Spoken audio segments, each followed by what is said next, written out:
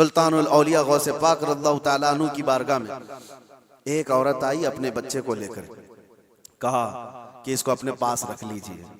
آپ نے قبول کر لیا، بچہ تربیت میں آ گیا. غوث پاک کی بارگاہ میں رہنا پلنا کس کے نصیب میں ہو. چند مہینوں کے بعد وہ خاتون آئی، اپنے بیٹے کو دیکھا، بہت دبلا پتلا، بالکل کانٹی ہو گیا، ہڈیاں نکل گئی. ماں تو ماں ہے، دیکھتی ہے بچہ کیسا ہو گیا، سوکھ گیا، کاٹا ہو گیا. تو اس نے دیکھا کہ غوث پاک کہاں ہیں. جا کر کے دیکھتی ہے اندر تو غوث پاک کے دسترخوان پر اچھی اچھی غذائیں تھی، کچھ مرغ گوشت وغیرہ رکھے ہوئے تھے، اور یہ بوڑھی عورت کا بیٹا سوکھی روٹی پانی میں بھگو کر کھا رہا ہے، کونے میں بیٹھا ہوا.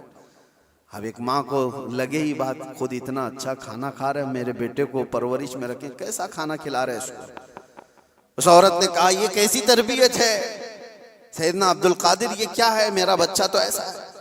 آپ نے جواب کچھ نہیں دیا. تھوڑی دیر کے بعد کھانا ختم ہونے کے بعد ان ہڈیوں کو ایسے جمع کیا اور کہا قم باذن اللہ، اللہ کے حکم سے اٹھ جاؤ. ایک مرغی پھڑ پھڑاتی ہوئی کھڑی ہو گئی.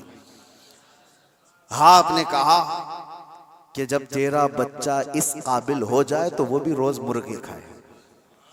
اس کی تربیت چل رہی ہے، اس کی تربیت چل رہی. جب بندہ اپنے نفس کو مار لیتا ہے تو اللہ ساری طاقتیں اس کو عطا کرتا ہے. اللہ کے لیے جب بندہ دنیا چھوڑ دیتا ہے تو اللہ اس کا ہو جاتا ہے. تو غوث پاک کی یہ بات بتانے پر ایک صاحب مجھ سے کہہ رہے تھے کہاں سے آپ یہ ساری چیزیں لے کر کے آ گئے کہ ایک بندہ بھی کسی چیز کو زندہ کر رہا ہے.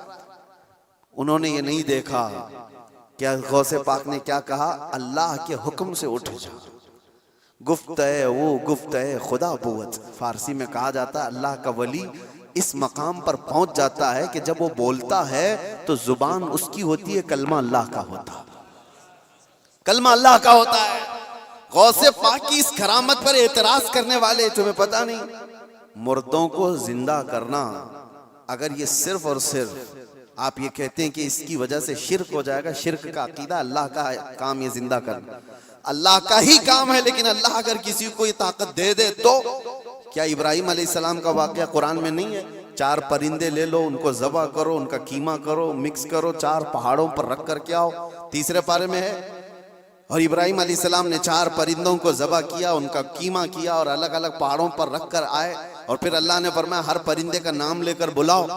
ثم ادعوهن یأتینک سعیا. قرآن میں پرندوں کو جب سے ابراہیم علیہ السلام نے پکارا وہ اڑتے ہوئے آئے اپنی اپنی منڈیوں کے ساتھ.